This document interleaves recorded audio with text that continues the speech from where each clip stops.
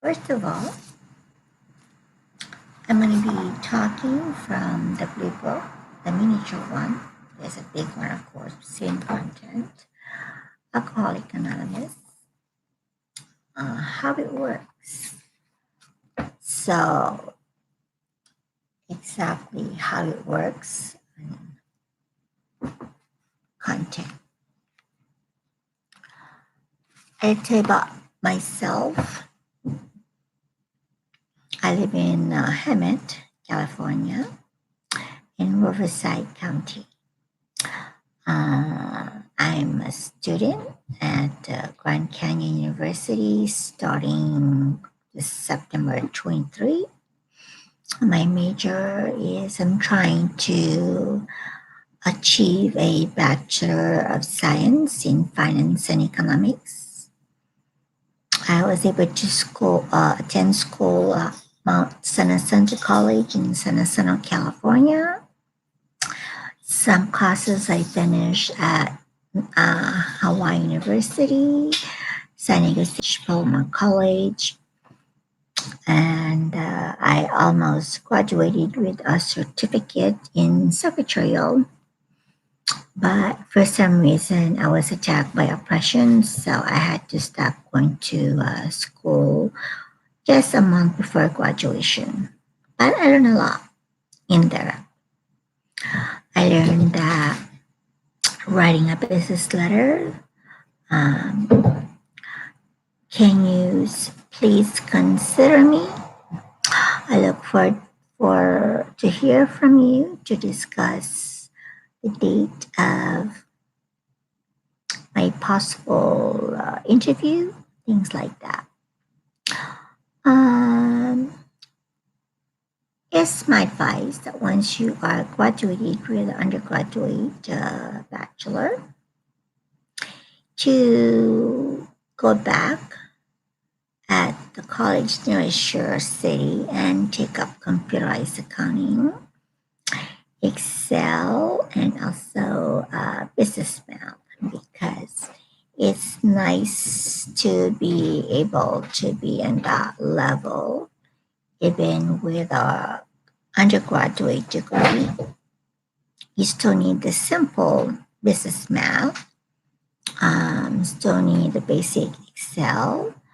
Computerized accounting is good because it's computerized accounting that is used, Excel, and if you want to take more classes on PowerPoint, that's good also. These are the operating programs of the application Office 365. I've taken the one course that consisted of Word, PowerPoint, Excel, and Access. So it's very good skills to learn, help look for a job in the future. So that's a bit about myself. I graduated with medical secretary back in 1979 at Canon International Business College. I graduated with license vocational nursing at Mary College back in 1984. I graduated, I work as insurance processor, working for Blue Shield, Aetna, Greater San Diego, and a PPO. What else? I work as a LVN. I work as a private duty CNA and waiting for my license at Sharp Nowood as a CNA night shift. My most enjoyable job as a licensed vacation nurse was when I was working for the Palmar Community College, Community Convalescent. And in there, I was a treatment nurse. Really enjoyed a lot of experience again. But unfortunately, I went to another place of work, and I wish I didn't, but it already happened. So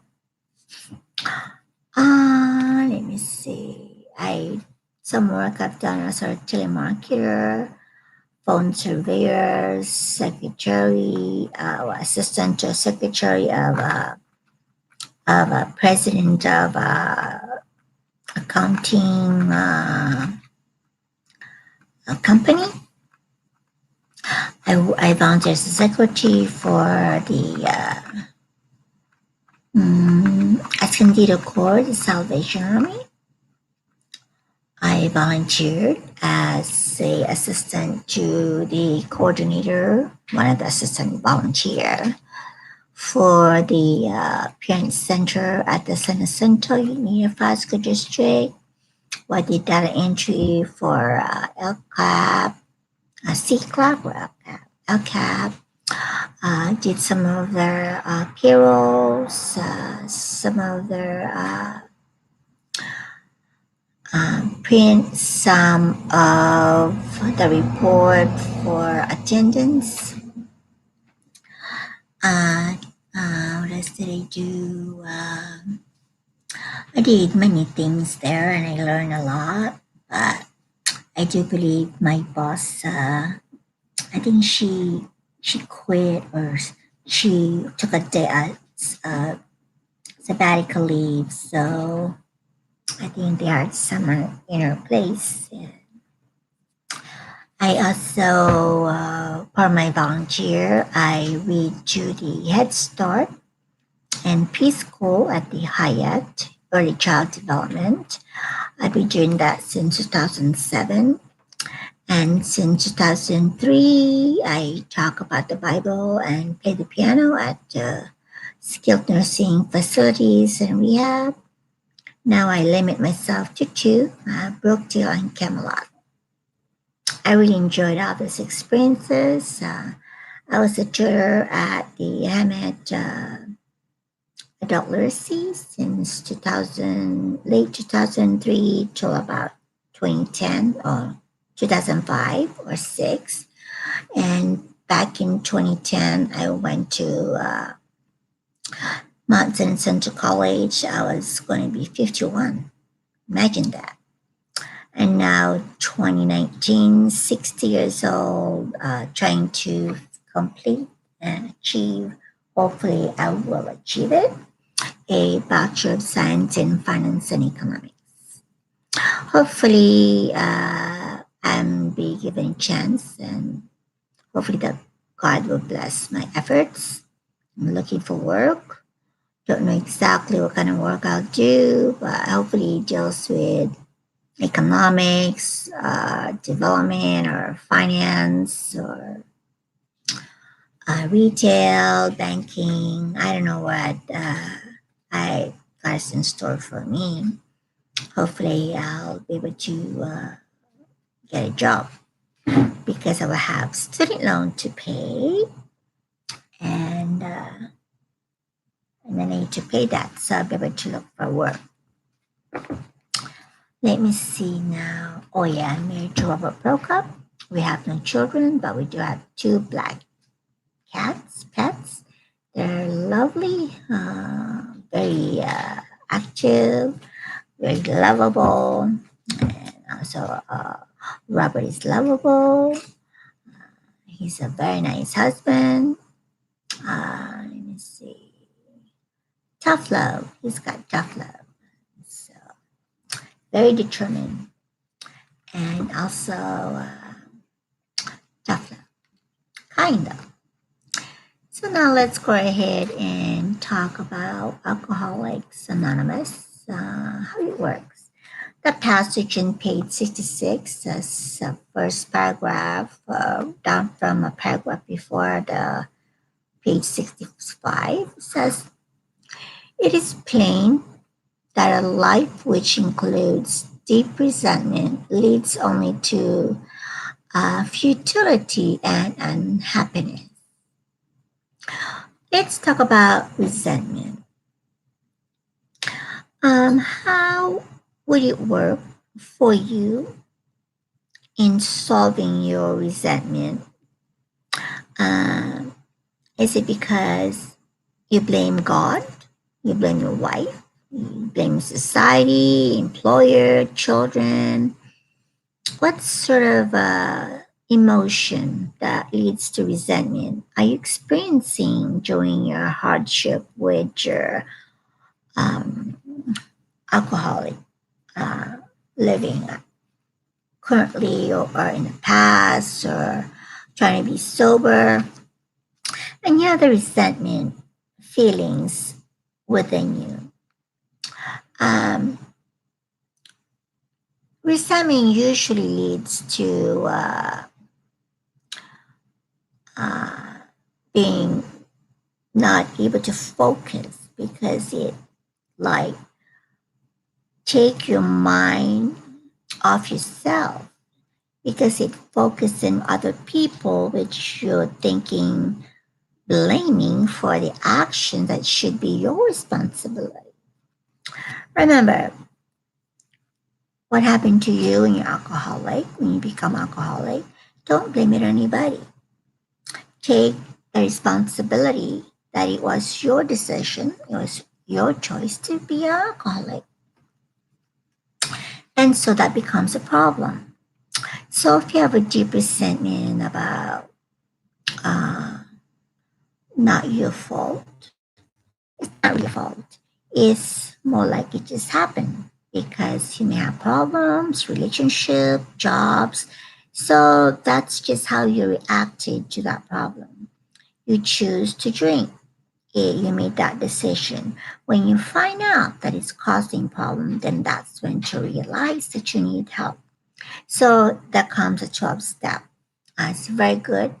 Um, a lot of uh, problem, alcoholism, overeaters, depression, mental problem. Let me see, drug addicts. It helps maintain their sanity because sometimes when you're overburdened with resentment, it may lead to insanity, which insanity may cause you to feel depressed, sadness, crying, which may lead to decrease of appetite, increase to mental or emotional distress, which for a lot of helpless might lead into suicide. So that's something that you need to think about. You may not think about it at the time you're in trouble and you have all your resentment. Maybe to God, to the government, uh, uh, governor, other stuff that might lead you to feel resentment about. You may say, "Oh, I gas taxes so much, I can't take it anymore. I don't have money to buy gas. I don't have a job." Then you resent the governor of California, you know, Gavin Newsom, Gavin Newsom. And but like I said, that resentment could be a warning sign that a deeper understanding of yourself needs for you to focus on. So you need to face your resentment. You need to write it down, your resentment, and who is that directed to, and the date when it happened, if you do remember, and the date when you want it to be solved, and how you're going to solve that. What steps are you going to use to get over your resentment? So, um, to the precise extent that we permit this, do we squander the hours that might have been worthwhile? Hmm. So, squandering hours could be a what would be squandering hours if you feel resentment? Not realizing um, your responsibility to the society, to your family, to yourself, to the United States of America. It's nice to focus on the Constitution of the United States of America. It usually help a person's, I say that, self-image, mm, uh, what is that, self-esteem. You know your rights, and that help you face better, more feel comfortable about what can protect you while you live in the United States of America, and what are your rights, and what are the laws, and what are your responsibilities. These things usually take your time of squander because then you would focus, perhaps become an action alert, contact legislator, attend political party clubs, Republican, Democrat, or whatnots. And this somehow reverse your resentment because it gives you responsibility, it gives to the society, it gives you a activity which help to motivate you, the person.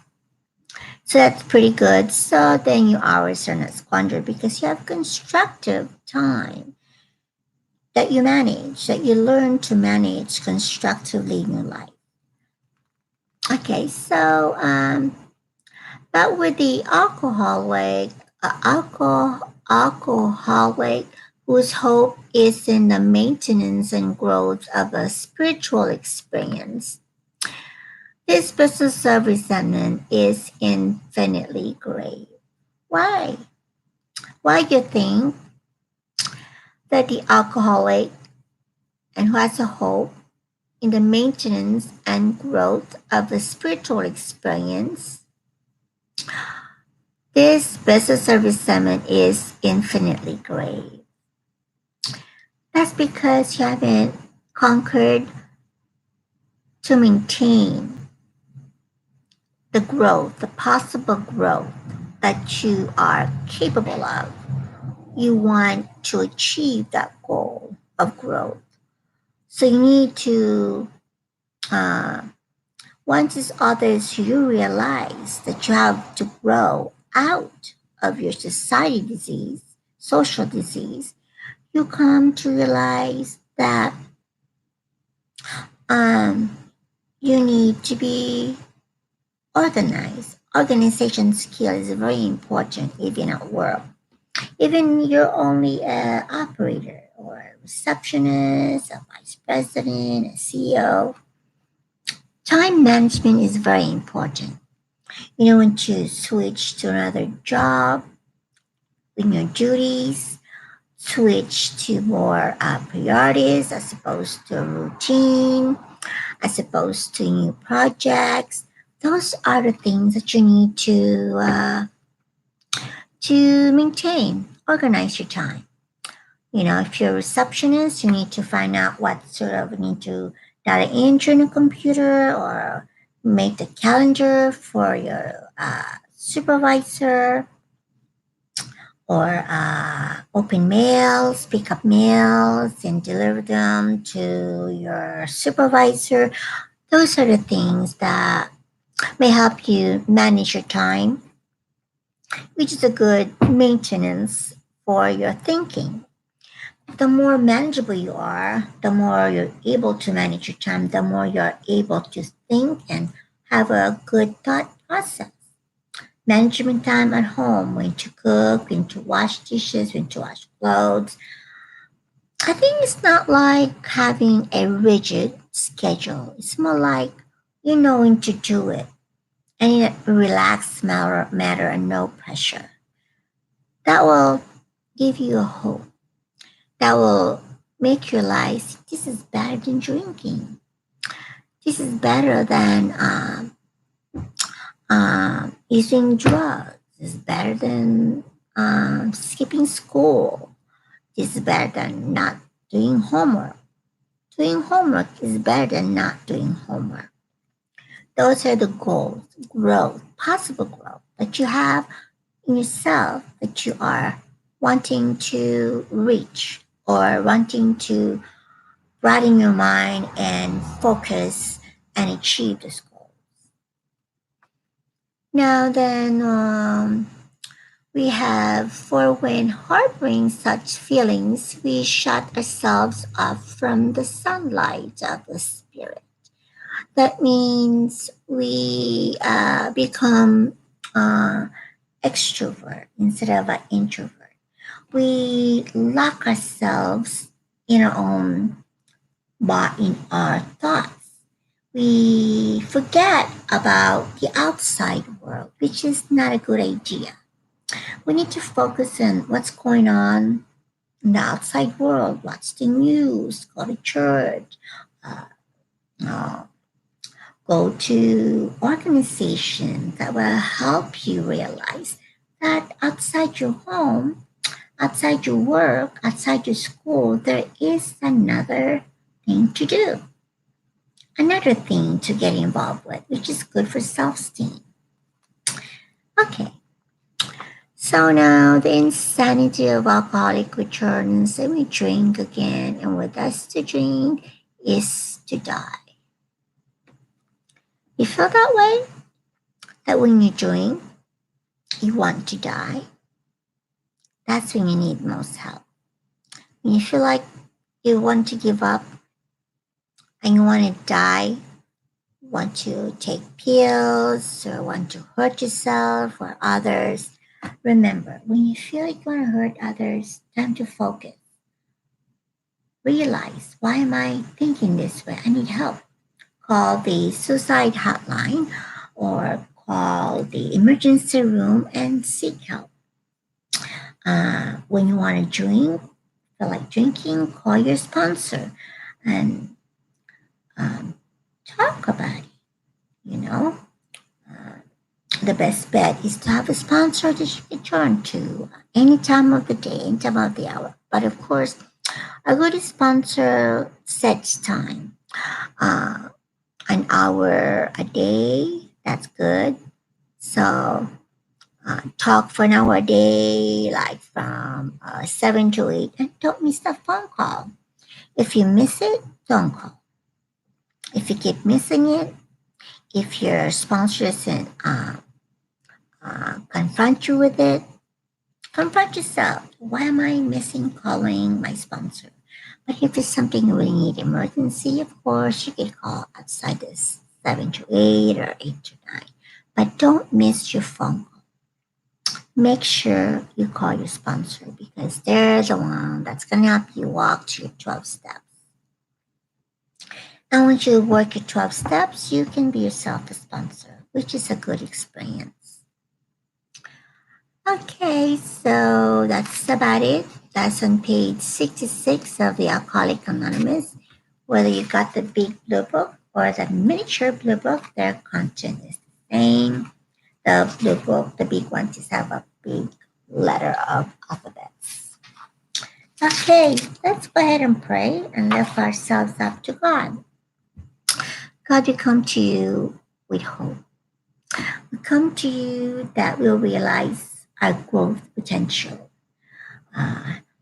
We may realize that we need to continue more, further our education, broaden up our expectation upon ourselves, but it's something that we can handle. Let us live one step at a time.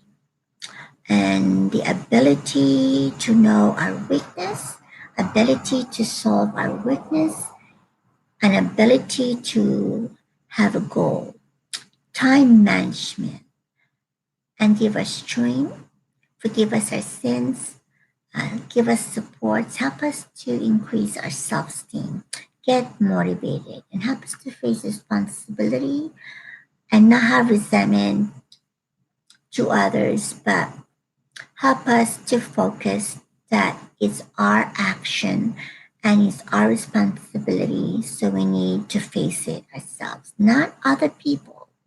We need to solve it ourselves with your help and other people's help, of course. Thank you, God, for everything. In Jesus' name I pray. Amen.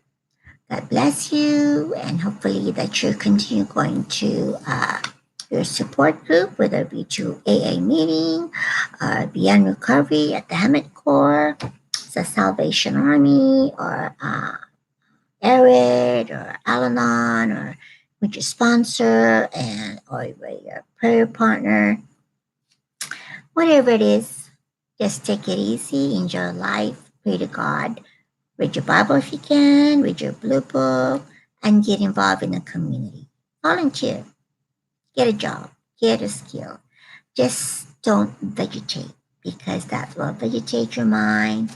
It causes hypertension, it causes cancer. So just relax, leave it out to God, but you need to do your part. Thank you so much and have a good morning. Goodbye.